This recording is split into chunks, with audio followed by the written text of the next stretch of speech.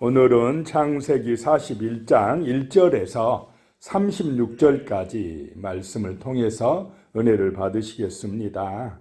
이제 바로 그 애굽 왕 바로가 꿈을 꾸게 하셔서 요셉을 불러다가 해석하게 하는 그런 말씀이 나오고 있습니다.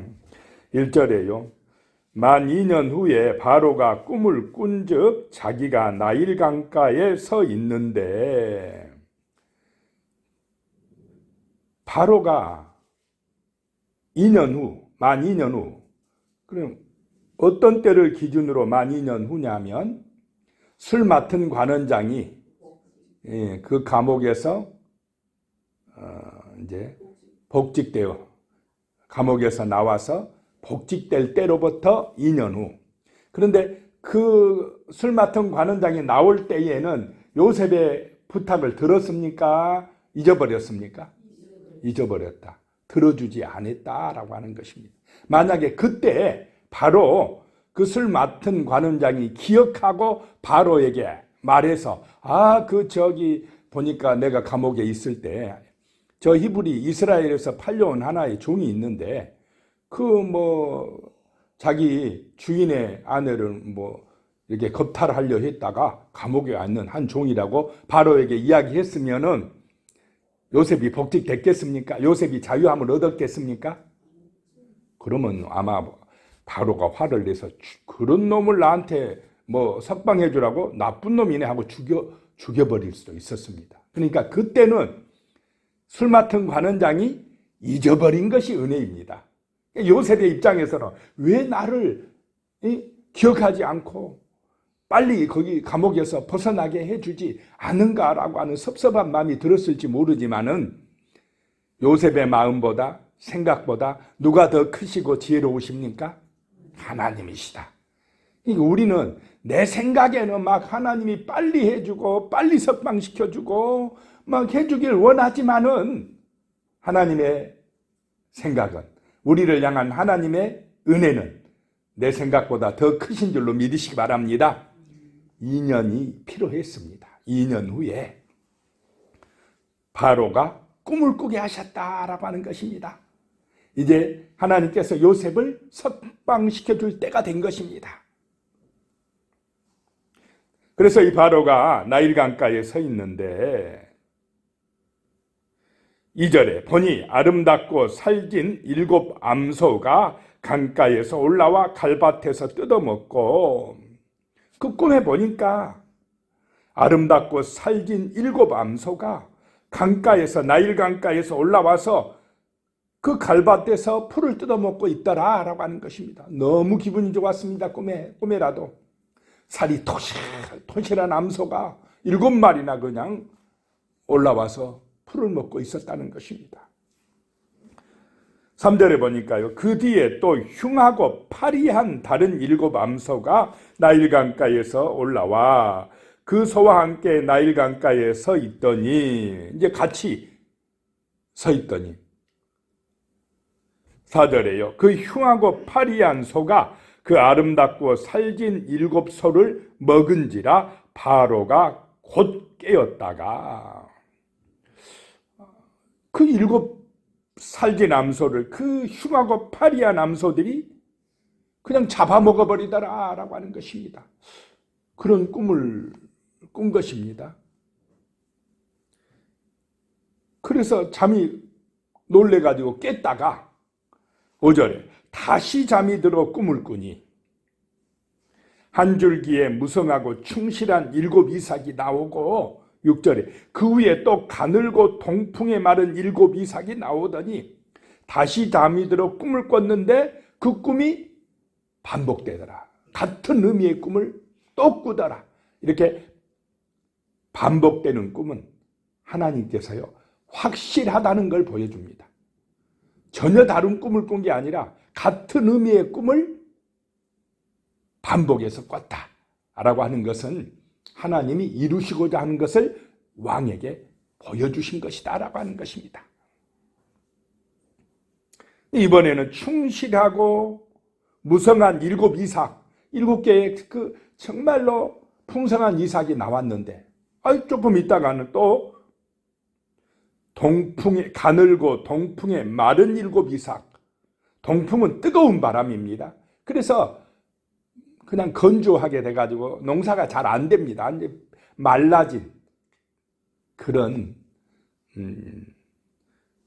알곡이 없는 그냥 쭉정이 마른 이삭이 나오더니 7절에 그 가는 7이삭이 무성하고 충실한 7이삭을 삼킨지라 바로가 깬즉 꿈이라. 이런 꾸면은 어떤 마음이 들겠습니까?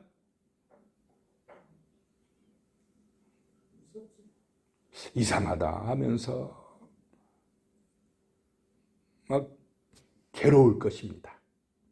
8절에 보면 아침에 그의 마음이 번민하여 사람을 보내어 애굽의 점술가와 현인들을 모두 불러 그들에게 그의 꿈을 말하였으나 그것을 바로에게 해석하는 자가 없었더라. 이 왕이요, 그 꿈 때문에 번민했다는 것입니다. 이상하다 이 꿈이. 자, 천하를 호령하는 애굽의 왕도 꿈 하나에 어떻습니까? 번민하고 걱정하고 염려하고 불안해한다라고 하는 것입니다. 이것이 인생입니다. 왕이니까 부자니까 걱정 없을 것 같지만은 참 인생이란 게 이렇게 약합니다. 그래가지고는 그냥 온 그 궁궐 안에 점술가나 현인들, 지혜로운 사람들 다 불러다가 내가 이런 꿈을 꿨는데 해석해라 했더니 해석하는 자가 없었더라. 이 꿈은 누가 해석해야 됩니까? 요셉이 해석해야 됩니다. 하나님의 사람 요셉이 해석해야 됩니다. 그 똑똑하고 지혜로운 사람들이 얼마나 많았겠습니까? 그런데 안 돼요. 해석을 못합니다. 어떤 사람만 해석하느냐? 하나님의 언약 안에 있는 사람, 하나님이 주시는 지혜를 받은 사람만이 해석이 됩니다. 오늘 이 시대도 성경에 기초하여 정말로 믿음 안에 있을 때 해석되는 세상인 줄로 믿으시기 바랍니다. 인간의 지혜와 지식으로 해석되는 것이 아니라라고 하는 것입니다. 하나님의 역사는, 하나님의 통치는 말씀으로 해석되어진다라고 하는 것입니다. 하나님의 은혜로 해석되어진다는 것입니다. 세상의 지식이나 세상의 현인들 능력으로 해석될 것 같으면 이 문제를 해석했을 것입니다. 이 꿈을 해석했을 것입니다. 세상의 문제는, 이 꿈은 세상에 문제가 닥쳐온다. 물론 잘 될 때도 있지만 또 어려움이 온다는 그런 꿈인 것입니다.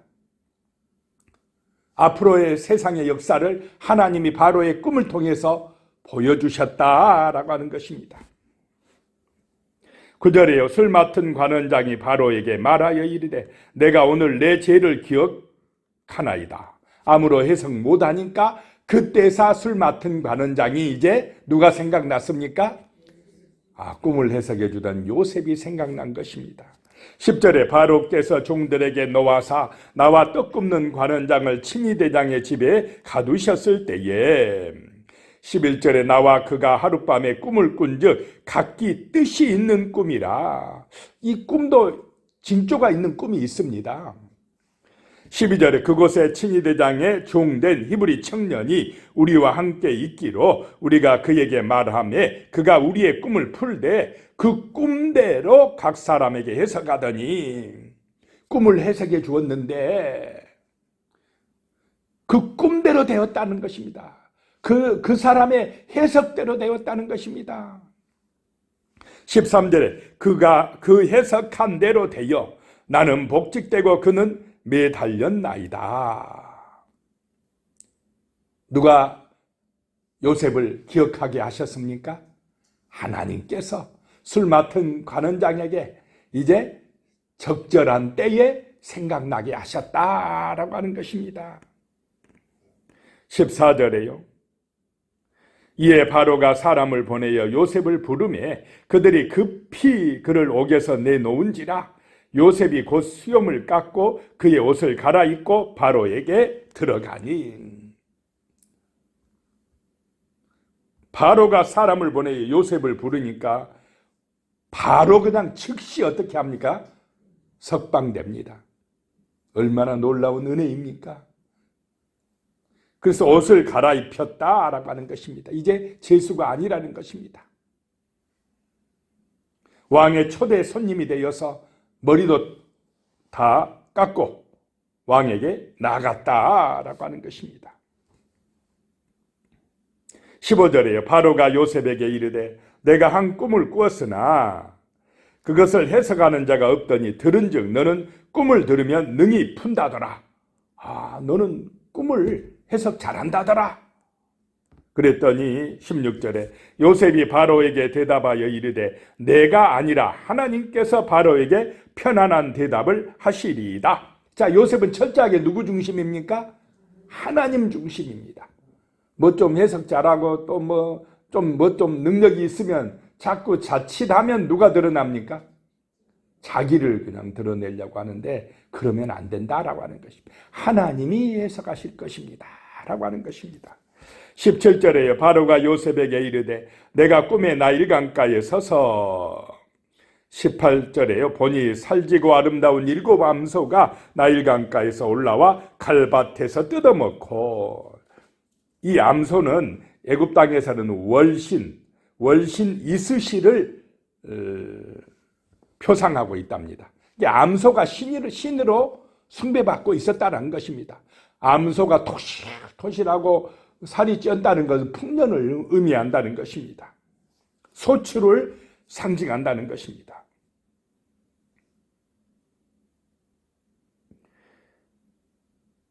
(19절에요) 그 뒤에 또 약하고 심히 흉하고 파리한 7 암소가 올라오니 그같이 흉한 것들은 애굽 땅에서 내가 아직 보지 못한 것이라. 그렇게 흉측한 소를 내가 본 적이 없다. 그러니까 내가 마음이 불안하다는 것입니다. 20절에 그 파리하고 흉한 소가 처음에 7 살진 소를 먹었으며, 21절에 먹었으나 먹은 듯 하지 아니하고 여전히 흉하더라. 내가 곧 깨었다가, 그 흉측한 소들이 그냥 살진 소를 다 잡아먹고도 먹었으나 먹은 듯 하지 아니하고, 더 잡아먹을 것 없나고 막 그러더라는 것입니다. 22절에 다시 꿈에 보니 한 줄기에 무성하고 충실한 7 이삭이 나오고, 이때는 좋았는데 23절에 그 후에 또 가늘고 동풍에 마른 7 이삭이 나더니, 바짝 마른 그 쭉정이가 나오더니, 24절에 그 가는 이삭이 좋은 7 이삭을 삼키더라. 내가 그 꿈을 점술가에게 말하였으나 그것을 내게 풀이해 주는 자가 없느니라 라고 이야기했습니다.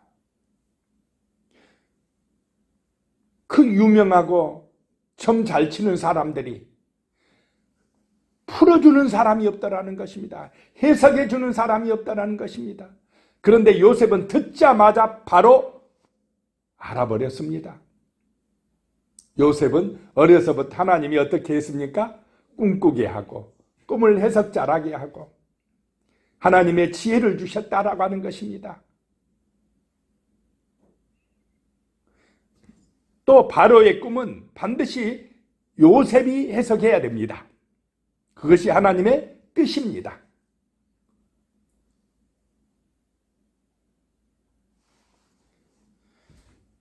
이 권력자라도요, 왕이라도 꿈 하나에 불안해한다는 것입니다. 자, 왕은, 당시 애굽왕 바로는 돈도 많았습니다. 권력도 있었습니다. 뭐 부족한 것이 있었습니까? 어찌 보면 오늘 이 시대도 그렇고, 그런 사람이 한번 되어봤으면, 저렇게 권력 있고 돈 있고 좋은 집에 살고 힘 있는 사람 한번 되어봤으면 좋겠다 이렇게 생각하지만, 권력이 많고 돈이 많을수록 평안하겠습니까? 불안하겠습니까?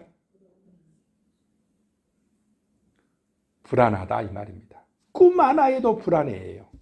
야, 무슨 일이 일어날 것 같아. 그 징조가 있어. 이상해. 돈과 권력이 많아질수록 더 불안합니다. 인생은 어떨 때 평안하냐? 누구를 의지할 때요? 하나님을 의지할 때, 하나님을 만날 때, 하나님의 은혜가 있을 때 평안합니다.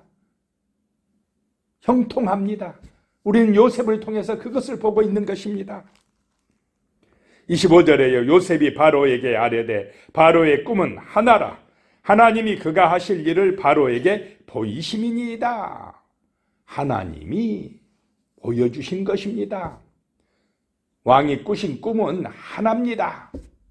그 뜻이 정해졌습니다.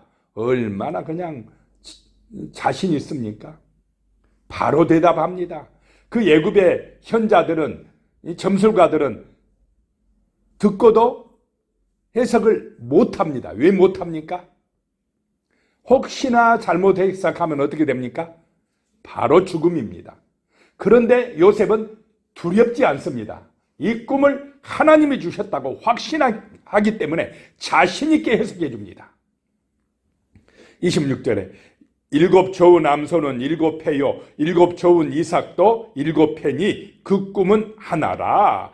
27절에 그 위에 올라온 파리하고 흉한 일곱 소는 7년이요 동풍에 말라 속이 빈 일곱 이삭도 일곱 패 흉년이니. 28절에 내가 바로에게 이르기를 하나님이 그가 하실 일을 바로에게 보이신다 함이 이것이라. 자, 바로도 누가 통치하고 있다 이 말씀입니까? 하나님께서 통치하신다. 세상의 역사를 하나님이 주관하신다라고 이야기하는 것입니다. 옛날만 그렇습니까? 오늘 이 시대는 하나님이 주관 안 하십니까? 하나님이 통치하신 줄로 믿으시기 바랍니다.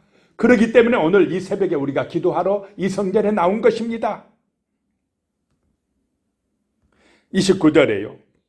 온 애굽 땅에 7해 큰 풍년이 있겠고 30절에 후에 7해 흉년이 들므로 애굽 땅에 있던 풍년을 다 잊어버리게 되고 이 땅이 그 기근으로 망하리니 그랬습니다.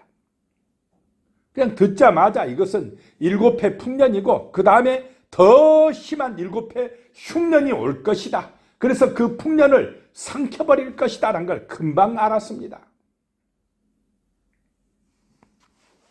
하나님이 하실 일을 보여주셨다는 것입니다. 31절에 후에 든 그 흉년이 너무 심함으로 이전 풍년을 이 땅에서 기억하지 못하게 되리이다. 32절입니다. 바로께서 꿈을 2번 겹쳐 꾸신 것은 하나님이 이 일을 정하셨음이라. 하나님이 속히 행하시리니 하나님이 하실 일은 꿈속에 보여주면 2번이나 겹쳐서 꾸게 하신다는 것입니다.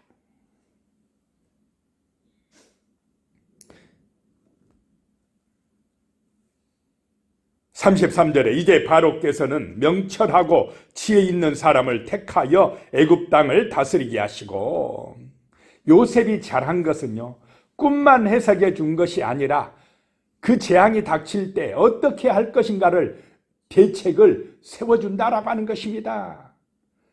이것이 지혜입니다. 그러니 고난과 시험을 이길 수 있는 능력의 사람입니까? 아닙니까? 하나님이 함께하면 이런 지혜가 있다라고 하는 것입니다. 말씀 안에 이런 지혜가 있다라고 하는 것입니다.